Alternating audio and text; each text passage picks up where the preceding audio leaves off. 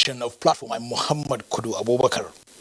Nigeria has the second largest length of waterways in Africa, about 10,000 kilometers waterways, of which, if developed through dredging and provision of auxiliary facilities, will provide all year-round navigation for transportation of bulk cargo and passengers. Currently, 28 of Nigeria's 36 states can be accessed through water, linked to 5 neighboring countries: Benin Republic, Equatorial Guinea, Cameroon, Chad, and Niger Republic. Decree number 13 of 1997, now an act of the National Assembly, Cap 47, Laws of the Federation of Nigeria, 2004, established the National Inland Waterways Authority, NIWA, with the primary responsibility to improve and develop Nigeria's inland waterways for navigation. NIWA has the mandate to issue license for inland navigation, piers, jetties, and dockyards. It examines and surveys inland watercraft and shipyard operators, grant permits and licenses for sand dredging of slot, and approve design and construction of inland rivercraft and several other environment and marine engineering services. For now, only 30,000 kilometers of waterways are navigable in Nigeria, out of the country's 10,000 kilometers of inland waterways. These are the potentials. What are the challenges? And how can these potentials be harnessed? These and more are the issues and questions on this edition of Platform with the Managing Director of the Nigeria Inland Waterways Authority, Chief George Moghalu. Chief George Moghalu is here with us to discuss these issues. Chief George Moghalu, welcome to Platform. Thank you very much, Mohammed, for having me. With me on the panel's corner is Ruth Aguele. Thank you very much. Chief George Moghalu, welcome once again as a seasoned civil servant, an administrator, a public relations consultant, and several others. Let's begin from the beginning. Upon assumption of duty as NIWA Managing Director, you are reported to have said that NIWA was suffering from lack of visibility, or if you like, under-reportage. And then you said the staff also needed reorientation. What is the situation now? Thank you very much for this opportunity you also provided me. I think we are better than we were when I came in October 8th of last year. I agree with you. I made that observation and I brought it to public knowledge when I said that NIWA is underreported and there was need for us to bring NIWA to speed and for people to know about NIWA, know what we are doing, know who we are, and then know their responsibilities to us, and then also know our responsibilities to the Nigerian people. So that we considered a major challenge, and we put the machinery in motion to change the narrative. That we've done, and we continue doing, like you just giving us another opportunity now to be able to say who we are, and then bring to the knowledge of the people our challenges and difficulties. I agree with you that we were underreported, but now we're making a lot of improvement. On the side of the staff, we are doing quite a lot to get them to understand themselves, to understand who they are, and then be able to meet up with the challenges that I consider them very critical, because you need to get your staff to speed, to understand, first of all, share your vision, know where you are, where you want to be, where you want to take the agency to. Because the moment you get them to buy into that, the tendency is that you move as a team, the work is a lot reduced. So we focused attention on that. Staff reorientation, staff training, improving human capital, and it's been yielding quite some reasonable. In the last 10 months that you assumed the duty, 12 months precisely. 12 months now. Yes, yeah. How many trainings, seminars have you held for the staff? We've done quite a lot. Even as we speak, there's one ongoing, and then we also have, because what we've done is to break it down, okay, because you have various strata of staff, the junior staff, the middle level manpower, and then the senior staff. So what we do is to segment these trainings. Some are within and outside the country, and then we're bringing professionals. But don't forget that the coming in of this corona pandemic kind of disorganized everybody's operational calendar. But that notwithstanding, we still have been involving our staff in a lot of training programs. Some are the ones that we initiated, some are training programs that are initiated by other agencies that provide manpower development opportunities, and then we take advantage of it. The moment we hear about them, we send people for training, and then so that those people, when they come back, we now organize in-house train-the-trainer program. So that we've been doing. So you think NIWA now is good to go? We're already going, but I would say that still more has to be done, and we are not going to rest on our oars, because we believe that when you start a program, you look at it as an ongoing project, something that is continuous. You see, for example, training, as the days come by, things change. There are improvements in methodology and operational systems. So what you need to do is to make sure that you key into what is happening, get your people to understand, and then be part of it. So we are good to go, but we still have room for improvement, and we are noting those ones and then seeing the much we can do. Talking about potentials, there is no doubt Nigerian roads are under pressure.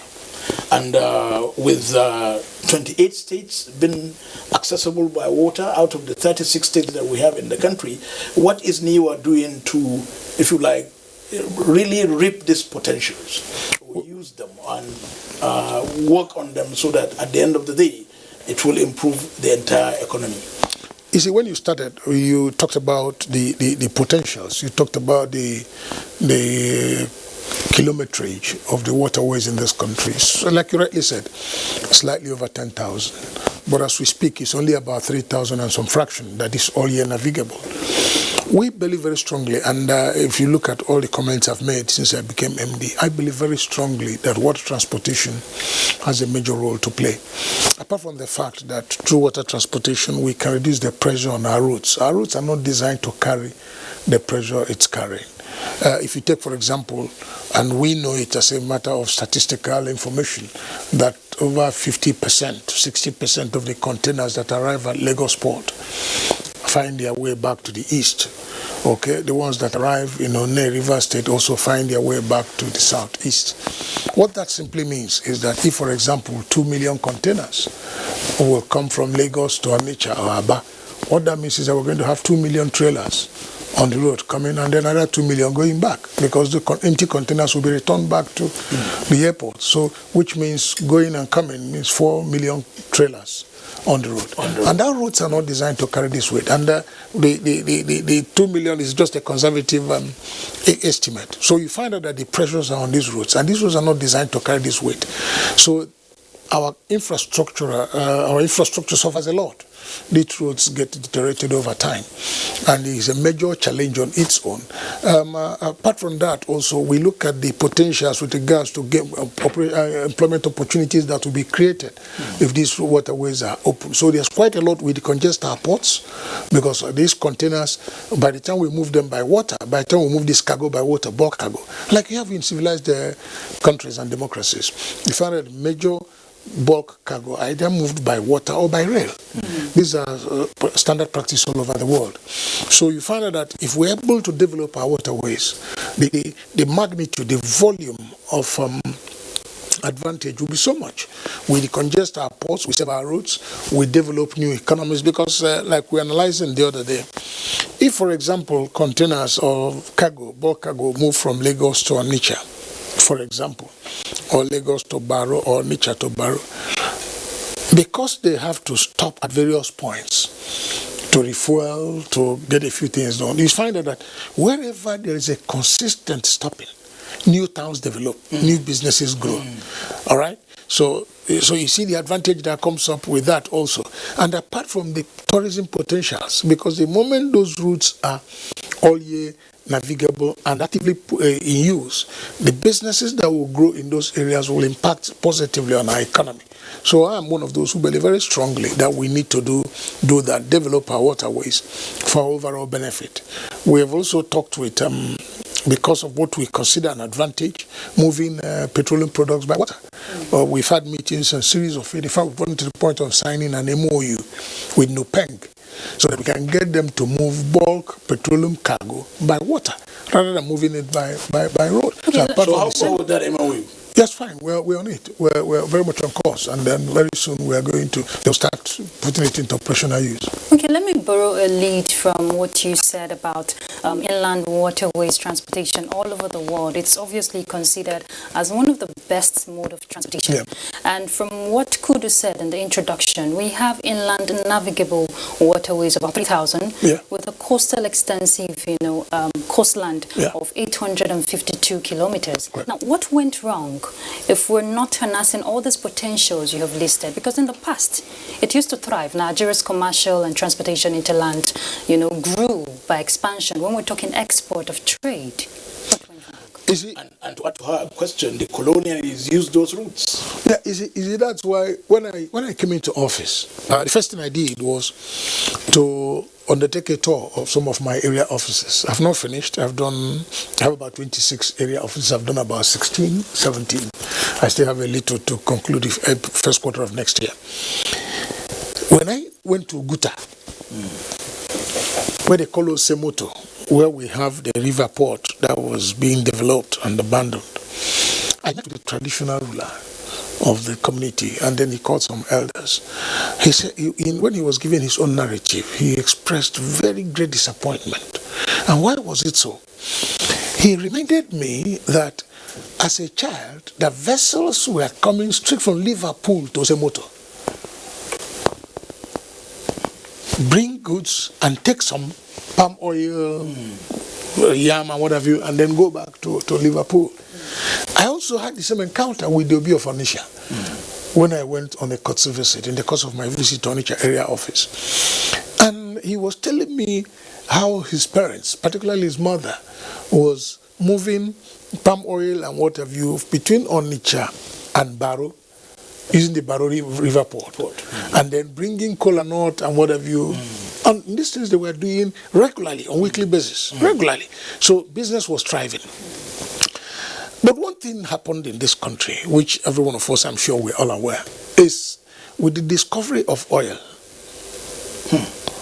And should I say the economic boost it came with, by way of available resources, oil, petrodollars, was everywhere.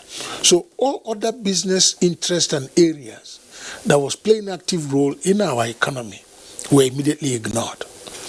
If you remember, agriculture, I'm happy that this government now is diversifying and is laying emphasis on agriculture, because if you sit down and take the analysis backwards, agriculture was the mainstay of the economy of this country. And you ask yourself, where are the granite pyramids of Kano that we used to develop Kano and environ, the northern Nigeria? Where are the cocoa plantations, the rubber plantations, the palm oil plantations? And if you look at what these products did for this country, you will be shocked at the volume of resources that was made available and were used for developmental purposes. But because of the coming of this petrodollar, emphasis left this, and it also affected the maritime industry, because we did not build on that. A few months back, or was it last month, we did what I called a test run. And what was that? We used barges to move consignment from One to Onitsha, because we did an experiment. When I wanted to do that, a lot of people tried to discourage me. I said, no, it's not. I don't want to be discouraged. I kept my mouth shut. I only had the buy-in of my top management, got the buy-in of those who provided me with the badges. And they moved this consignment successfully. They came to Onitsha and then went back to One. This hasn't happened in 42 years that we had the river port. That was the first time. And the question you ask yourself is why? The river port, world-class river port, completed to standard, is lying fallow there. Now we are doing the experiment. We also want to now do the second phase of the test run by moving cargo from Lagos to Onitsha by water. Because these things are doable. And by the time we do it now, I'm happy that this government has laid emphasis on diversifying the economy. So we are looking at all other areas. I can tell you, without fear of contradiction, that the maritime industry has the potentials to service this economy. You know, it's good you mentioned agriculture. Yeah. Because the adjacent areas of the rivers, talking about River Benue, you know, River Niger, through Lokoja and all of that, even when we're looking at Badagry, through Warri to Calabar, they're all surrounded by agricultural areas. Yes. Now, if we're to tap, you know, into that potential, a lot of times you've also talked about the infrastructure, and you've also talked about maintenance. You just mentioned something that has to do with maintenance culture, which is something that drags any economy backward. What can be done? You know, it's all about profiling solution.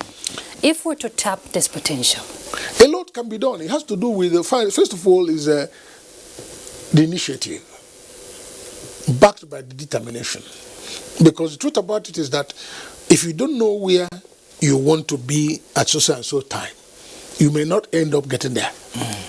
But the moment you tell yourself, this is where I want to be by Monday next week, then you can now sit down and do the work plan on how to get there. So it's about individuals who operate in the system.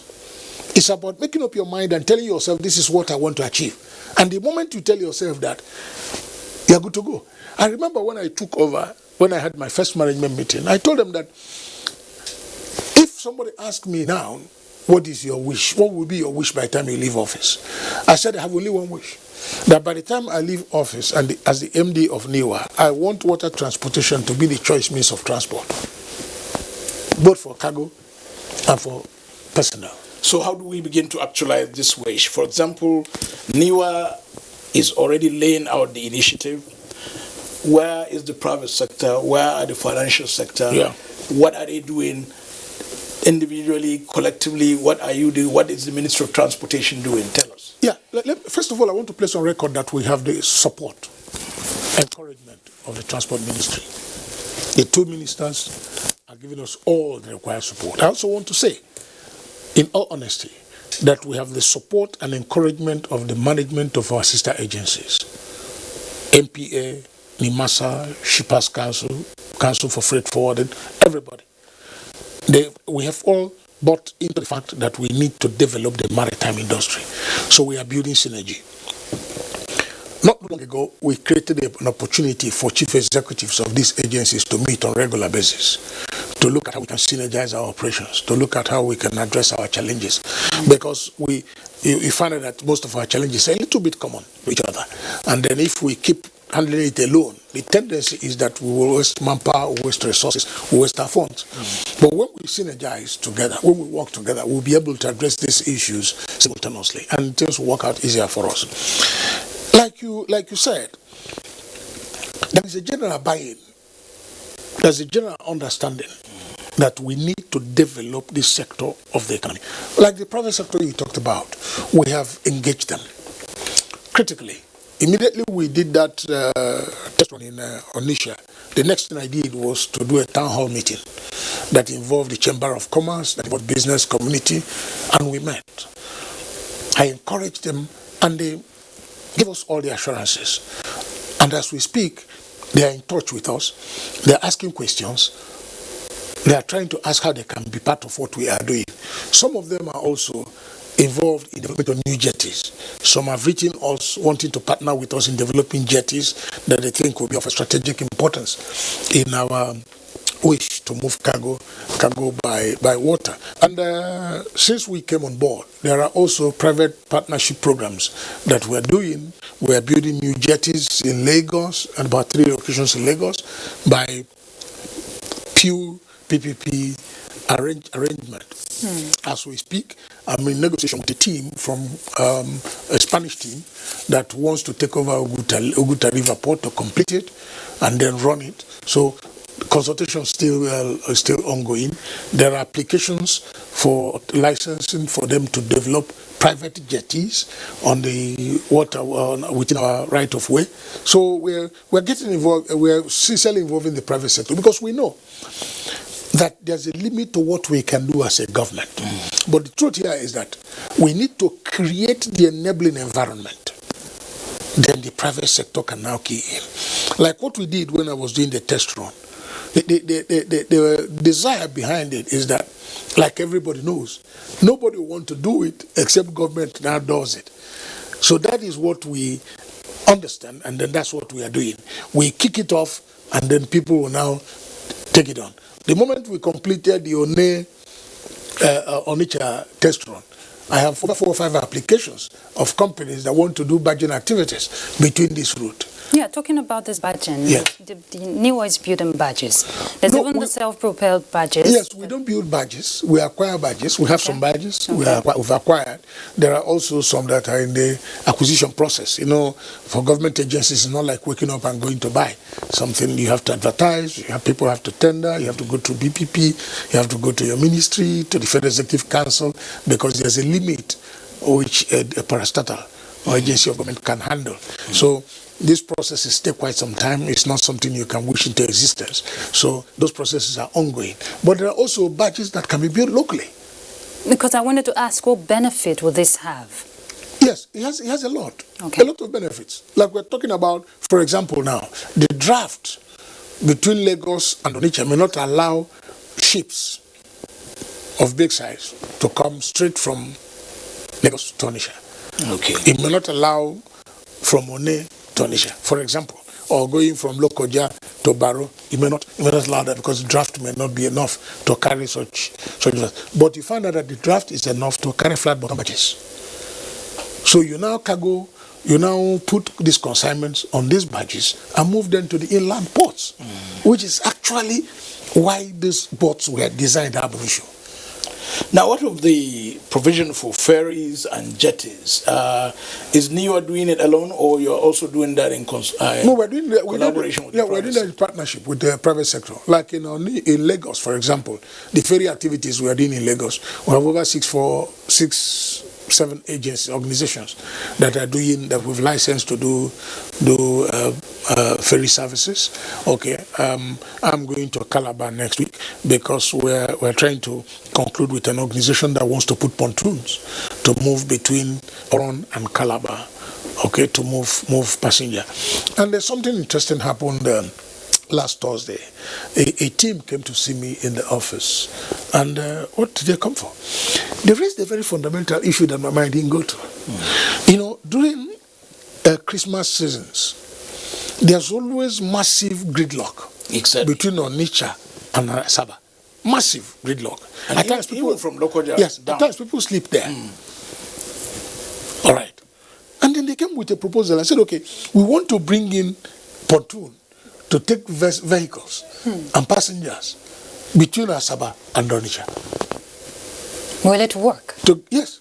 Okay. They just get their own pontoons. They want us to license them. They want to partner with us so that they can be ferrying people and vehicles and cargo across Asaba, Onitsha. You're on the other side. Yes. And the potential is there. They totally leave the road completely.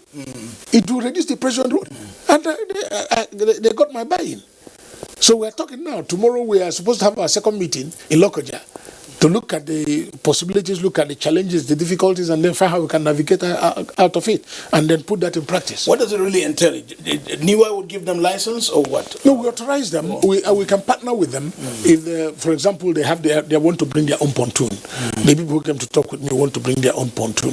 That's fine, fair enough. We have no problem with that. We have, first of all, ascertain the standard, the quality of such vessels, because one thing we don't want to do, or one thing we don't do at all, is to compromise safety standards. We don't want to expose anybody to unnecessary risk, okay? And then we look at the Marine Department will look at the possibility, look at all the nitty-gritty, and be able to come to agreement with the basic factors so that everybody will now key into it. Are you also going to look at the pricing policies? Because when such new initiative comes up like this, there's always this new price tag. Now, a lot of people know from the past that inland waterways transportation is considered cheap, safer, economical, and it has that capacity when we're talking cargo. So are you going to review that aspect? No, certainly that is going to be part of the talk, because you can't talk about moving any form of transportation without talking about the cost implication. We have the people in mind, because if we are bringing such new initiatives, it is intended to alleviate the suffering of the people. That is the intention ab initio. And then, so you cannot just come and put prices that are arbitrary, prices that cannot be sustained, prices that are not acceptable to the people, then the purpose will be defeated. Sure. So these are part of the things that will be discussed. We come to agreement, we come to clear understanding who gets what, who gets the other, and how much are we going to charge. I mean, we now, the operators of the facility, the vessel, how much are they going to charge? Then we agree on it, and then we reach the understanding before we can now allow them to operate. And then the issue of security. Yeah. Security is a major challenge. Everybody understands that. It's a major challenge. It's not only limited to the waterways. And I also want to place on record the fact that we have received all the support. Everybody is concerned about security on the waterways. All our sister agencies are concerned, NPA, NIMASA, ourselves, and investments are being made in that regard. It may interest you to know that we have a police unit. They call it NIWA police. Police. There's also the Marine police. There's also the regular police, the Navy, the Air Force, the Army. Everybody is concerned about the security because apart from the economic disadvantage, okay, the image of our nation, the integrity of our country is also at stake because you cannot describe our country as a safe maritime environment and expect people to invest in that industry. Since we're talking investment, let's talk funding. Yeah. I know NIWA doesn't really generate, and from what we know from the outside, doesn't really generate revenue for itself. What other, not much? You will counter that if I'm wrong? Yeah. Okay. So, but what other alternatives Yeah, you are considering? Because to achieve some of this potential you're talking about, you need to invest funds to get funds. Yeah, we have the challenge. Okay. I won't sit down here and tell you that we have all the money we need. No. And that is why this current management of NIWA, our major emphasis with regards to funding is on our IGR. And that is why every effort is being made to improve on our IGR. That's why we felt very bad when this COVID came and altered the entire program. But be that as it may, COVID or no COVID, the agency has to run. So we are laying a lot of emphasis on our IGR, and the results are encouraging, and we have to sustain that effort so that we can build on our IGR. But at the same time also, like I said, we are creating... How do you build the IGR? What and what are you doing to build the IGR? I think that's what she wants there's a lot we're doing. Our right-of-way fees that you're supposed to pay. There are licensing fees. There's quite a lot of fees that you pay to NIWA. But one thing that we are doing, and I want to further develop it, is digitalizing our operations. We are concluding arrangements with some agencies that are helping us with that. We want to digitalize our operations to the extent that we reduce wastage, reduce fraud, whatever it is that will make us, that the last 1 naira that is due to government, we must get it into the kitty. Okay, so that we are doing, we've started, and it's yielding results. The other day we put in what we call a committee, a task force committee for Nisha, for example, to identify properties and investments on the right of way of NIWA. Because we need to update those records so that we can know exactly what we're expecting from each area office at the end of the year. We're also looking at the commitments due to NIWA by the telcos, because a lot of them are on our right of way. We look at what is due to us from the petroleum industry, because a lot of them are also operating on a right of way and things like that. Setting up new shipyards. People are, like, for example, if you go to Port Harcourt, I was there, I went to inspect some of the things they were doing. You marvel at the level of development. Some vessels, some tugboats, some crafts are built world class in Port Harcourt and in Lagos. Like one of the vessels I went to commission in Yauri, Kebbi State, some months back, was a 36-seater ferry. You'll be surprised at what we're able to produce here in this country. 100% built Nigeria, everything about it, scraps were picked, and then they built a world-class ferry. I rode in it, because I went to commission it in Yauri, Kebbi State. Now, so we are looking inwards to see what we can do to improve on our revenue. Though there are also interested investors who are talking with us, who are willing to invest in some areas. For example, now, as we speak, there's a world-class jetty. When I mean world-class, that is coming up on Quick Drive. It's being built by private sector initiative. There's a Oyimbo jetty. It's also being built by a private sector initiative. All in Lagos. Yeah, there's one also that is coming up in a place called DEC in Anambra State. Okay, yesterday was Wednesday. Wednesday, I got a letter from somebody we had talked with for quite some time, who wants to take over entirely, to rebuild it, to bring it to modern standard, our Calabar jetty. Okay, and I received it with great excitement. In fact, I asked him that a team is coming to meet with him on Monday. I'm going on a tour next week to a place called Burutu in Delta, because there's a company that wants to not only build jetties, not only one jetty, they also want to develop a port. They want to develop the Burutu River port. So we are talking with, there's a lot of enthusiasm. I'm told there is an MOU in the offing with respect to the Onitsha River port. Yeah. How far have you gone? It's a concession in process. It was there before I came into office. So what I'm doing now is to facilitate its conclusion. Last month we had, we're supposed to go for due diligence to the port of Antwerp in Belgium, because they are the technical partners of the team that they put as preferred bidder before I came. So because of this challenge, we now had to do visual due diligence. So we had to do it after we waited to see whether this thing would come for us to go. We said no. And the minister said, why don't we now try the option of visual due diligence, which we successfully did. And then we have now crossed that stage. The transaction advisor has sent in his report. We are going to analyze it, and then we move on. But we are very determined to do that concessioning and then conclude it. It's also a thing of excitement to tell you that even the Barrow port, there are now requests, at least 4 requests on my table, asking for the opportunity to concession. It's good for you to use this opportunity to clear a lot of doubts. There are conspiracy theories, there are allegations with respect to Barrow Port. Yeah. What is actually happening? Barrow Port, I can tell you, is a beautifully world-class port, properly constructed with all the equipments in place as we speak. The only challenge for Barrow, the major challenge, the only major challenge was that there were no access roads. All the roads to Barrow, the 2 roads leading to the ports, are in very deplorable condition. But I'm also happy to say... Is it a federal road, a state road? Yeah, I'm happy to say that the federal government has taken up of the roads, okay, and it's ongoing now. I'm also happy to say that the Niger State government has shown interest, because I've engaged them, I've met with the governor, I've met with his team, and he has also shown determination to take up and get one of the roads also completed. One challenge NIWA is battling with is the issue of dredging.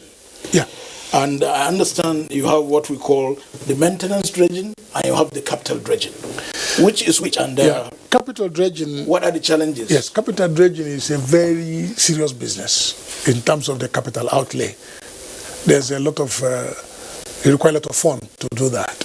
By the time I came into office, records that I saw showed that a capital dredging program took place between 2012 and 2013.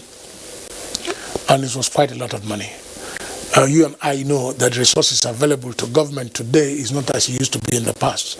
So we rather use what we have to achieve what we want to get. So because of that, emphasis have shifted from capital dredging to maintenance dredging. And for me, that is the way to go. Because what you need to do is to maintain the channels that you have that are open for now. But when resources improve tomorrow, when you start generating reasonable resources, even from the maritime sector, then you can now think of expanding your channels by opening up these channels that this part of the over 10,000 kilometers that we have. So maintenance dredging is a process of keeping these channels open all year round. And that is why NIWA as an organization, we have acquired and we're in the process of acquiring more of our own dredgers. So that we can, it won't be a matter of giving contract again. It will be a matter of this professional staff that we have in the office, because we have them. Using these dredgers to make sure that these channels are open all year round. At least these over 3,000 kilometers, we make sure that they're open all year round. But as to whether we require dredging, dredging is a continuous thing, because as silt moves, it stops, it drops, it continues. As the water strength comes slow, it drops the sand on the way. So certainly it has to, you have to have that problem. It's just like anybody telling you that if we clear water hyacinth in 2020, that we won't clear it in 2021. It's actually fallacy. Because these are things that come on a yearly basis. It's not even localized. They come from outside the country on a yearly basis, and then you have to clear them, because that is part of the maintenance process. That's part of the river training that you need to do, providing the navigational aids and what have you, training the river so that the channels can be open all year round. Okay, let me take you back a bit, because you have mentioned some of the feats, NIWA is recently achieving. You talked about the Made in Nigeria ferry, from start to to finish, and also the whole proposals of jetties and all of that. Now, one thing that has been a constraint over time why NIWA and our inland waterways transportation has been backward is poor communication. Now, what is NIWA going to do this time around to make it different? Because the goal of establishing NIWA is to boost commercial activities in coastal cities. Are you going to create new platforms that you can, raise awareness so that people will know? If you're not selling the services you're rendering, how do you get your IGR? Yes, one thing I did when I came in was to strengthen the business development department. I insisted on them doing what they are supposed to do. You see, when the department was being created, standards were set, expectations high. So these are things that you must do for us to get the result. There's also sensitization process. Last Sunday I was in Jigawa and Badagry. What did I go to do? I went to partner. There's this organization, SimTop. I remember. Yes, there's an organization called SimTop. They're headquartered in Badagry. What did they do?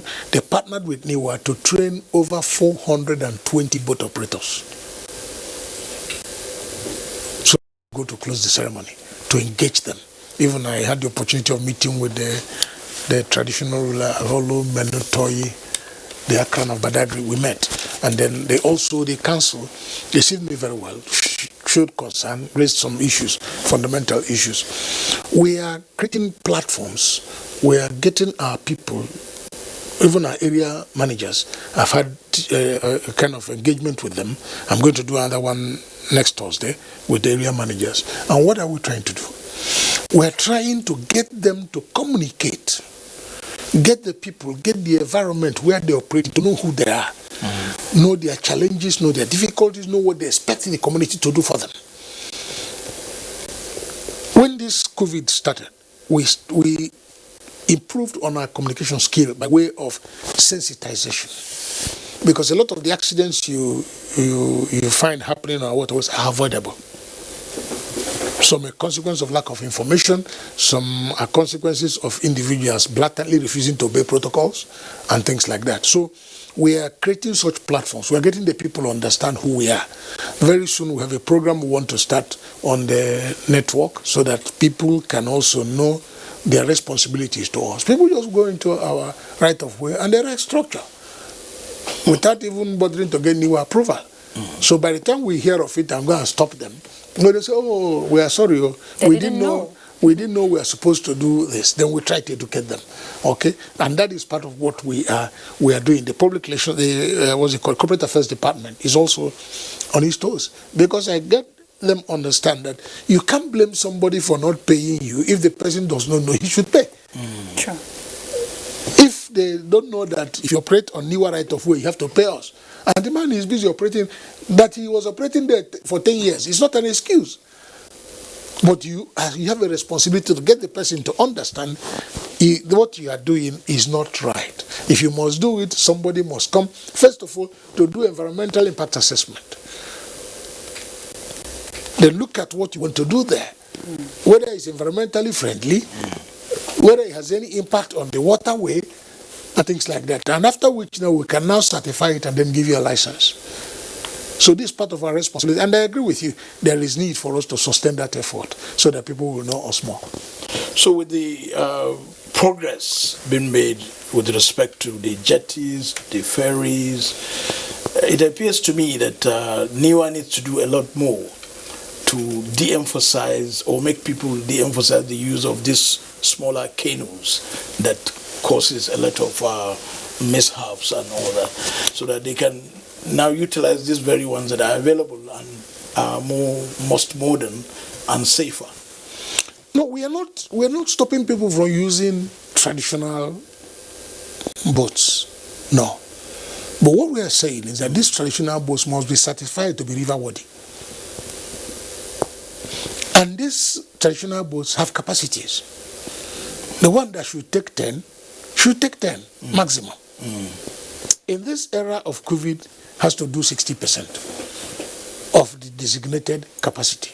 But you find situations where somebody will take a boat that is designed to carry 10 passengers and put 20. We are heading for suicide. So who certifies or makes sure we have a department that certifies, and we have our policemen on the waterways to ensure that the protocols are kept. Like, you can't enter into any NIWA jetty now without, first of all, wearing your mask, washing your hand, sanitizing yourself, and then wearing the life jacket.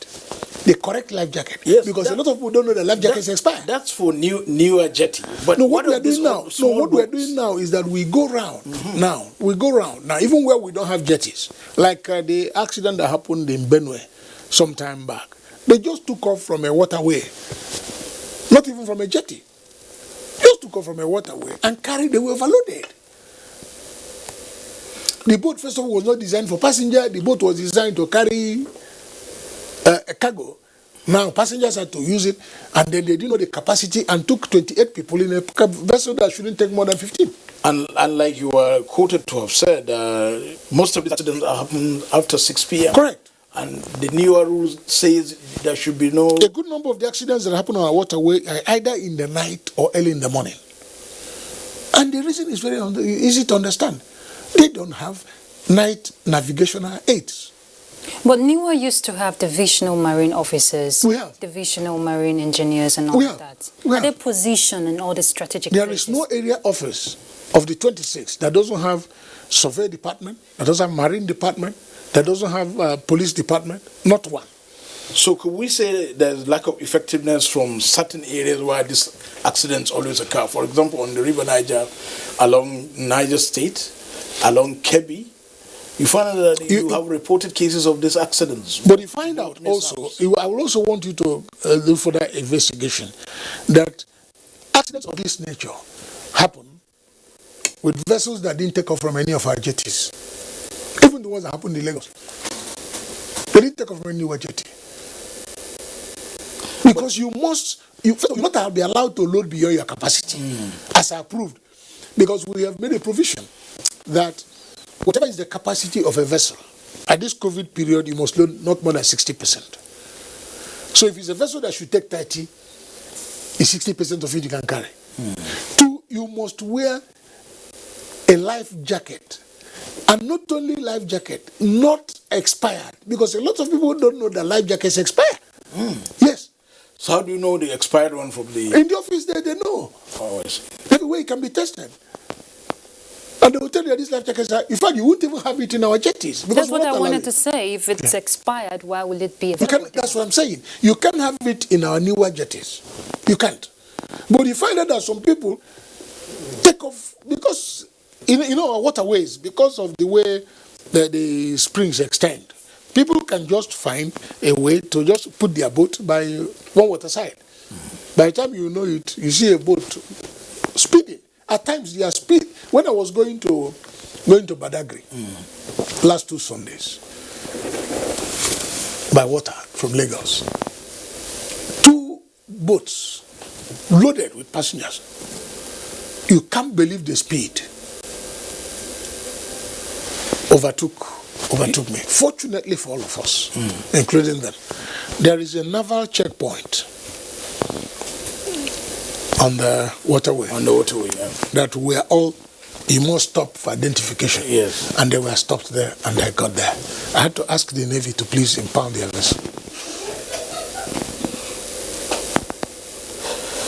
So how often When the Navy now asked to, I introduced myself. And they gave him the reason why. I said, the officer there said, this is my reason.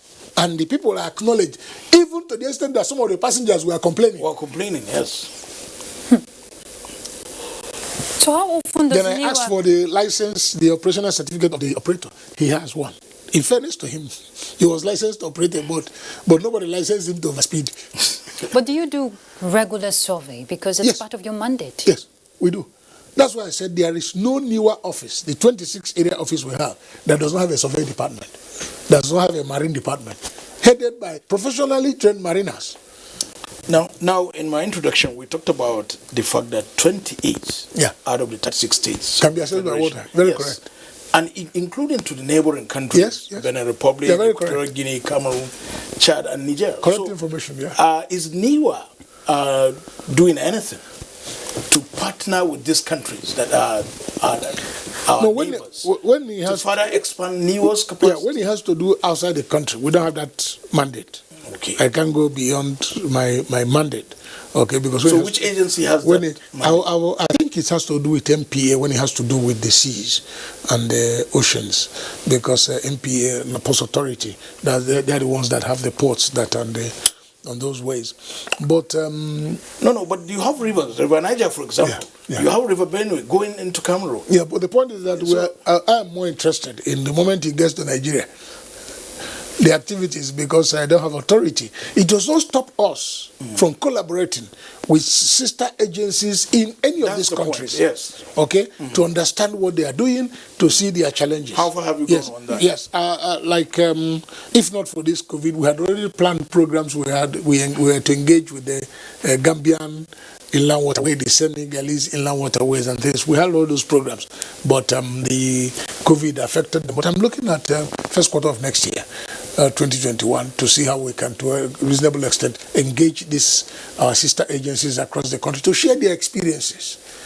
All right, to see what they are doing. The other time, before the COVID came in, we had an exchange mission with the River Thames in London. We talked to them, even River Danube, Germany, and things like that. We had correspondences. They were expecting us before the COVID now came. We had to slow down. Like China also has done quite a lot with regards to their inland waterways. So we are trying to tap in from the experiences of these more developed agencies to see what they've done with their own, and then see how we can build our own. Now, looking forward, 2 years, the next 5 years, what will you say will be the contribution of transportation sector, particularly water transportation? It will be massive. GDP. It will be massive in the sense that there is a new awareness, there's a new consciousness. Because the truth is that we all know where we can get to using the waterways. The consciousness is very high now because the challenges are enormous. You see, by the time we remove the pressure, or we reduce the pressure by 60-80% on our roads and move them to the water, by the time we develop new businesses along the coastlines, by the time we have not even looked at the tourism potentials. What about capacity building? Yeah. Are you also considering that? Yeah, we are. We're doing quite a lot within our own limited space, within the NIWA space, to develop the capacity of NIWA. But I can tell you, I have some of the best engineers you can find in the industry. In all honesty, some of the best surveyors you can find in the industry, who are willing and determined to work, whose orientation have drastically changed because we are trying to leave a mark. We are trying to change the narrative. It's not only about government give me. We are looking at a situation where we can give government. We are looking at a situation where NIWA can say, we don't want any support from government, but this is what we want to do, and then we focus on it and do it and deliver. If all agencies of government can do that, we reduce pressure from the central posts. And that, to a reasonable extent, will affect infrastructural development. Because the major challenge we have as a nation is the weakness of our infrastructural base. That is our major challenge. The moment we address that, and I'm happy that government today is doing quite a lot to address those challenges. Because if by the time our rail lines that government is investing so much on is fully functional, our waterways are fully functional, you barely will find cargo on the roads. So how will you be contending with, because there are conspiracy theories whereby those who have these bigger vehicles are said to make sure that this kind of initiatives don't work at all? No, we keep talking to them. The point here is that there's no way you will blank out the use of trucks. It's not possible because there's no way you can. For example, now, if I want to move cargo from Abuja to Mina, will I go first of all and take it to Lagos and put it in water? No, but you have a railway from here to Mina. You Fine, go by rail. but the pressure, the weight, the quantum of cargo is not such that the rail can take it completely. Sure. There's still enough for the trucks. There's a lot of ways you can engage our trucks. And by the time the emphasis that we're laying on our agricultural development starts yielding results, you find out also that we can also deploy some of these trucks to be used in moving agricultural products. There are points A to points B that you don't need to move. Because there's no way we're going to finish our rail infrastructure to the extent that every part of the country will have rail line. Chief So George also Mogalu, thank you so much for our time is fast spent and we have to leave it there. Certainly we'll come back to you, we'll bring you back to studio to tell us in the next 6 months how far you have gone with all these laudable initiatives. Thank you so much for coming. I'll be glad to come anytime. Ruth Aguele. Thank you very much. We've been discussing Nigeria inland waterways and ways to harness the potentials. We told you that Nigeria has a total of 10,000 kilometers of waterways, but only 3,000 kilometers are navigable for now. And the MD of Nigeria Inland Waterways is saying that a lot is being done to make sure they increase the navigability and, of course, tap all the potentials. That's platform for now. Thank you for watching. I am Muhammad Kuda Abubakar. Bye for now.